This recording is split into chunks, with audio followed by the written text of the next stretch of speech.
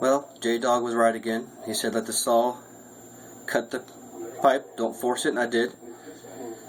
I used this guy at first because it's a pretty fine tooth saw. Yeah, it wasn't a very bright idea. Didn't do very much damage. So now we got this guy. And he has really fine teeth, so that's why I chose him. Just common sense to me would make it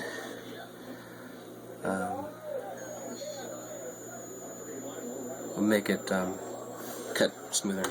So I did. Right there, it's not even, but it doesn't have to be because we're going to glue it on there, and you won't even notice the difference. So what I'm going to do is this blue stuff that's in the sealed in here, right there, I'm going to use that. Jeff has already pre-primed the inside of this already, so I'm going to coat it with the glue.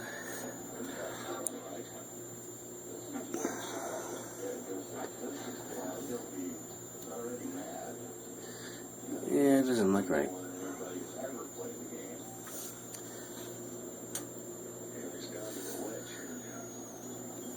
Is that an 1.5 inch pipe?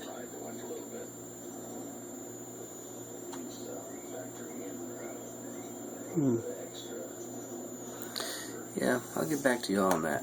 I think that's an 1.5 inch pipe. I got a 2-inch extension.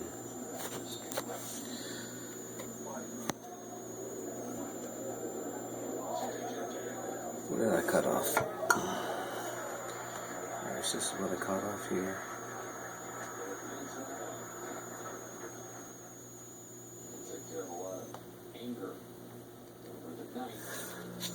Yeah, I'll get back to you.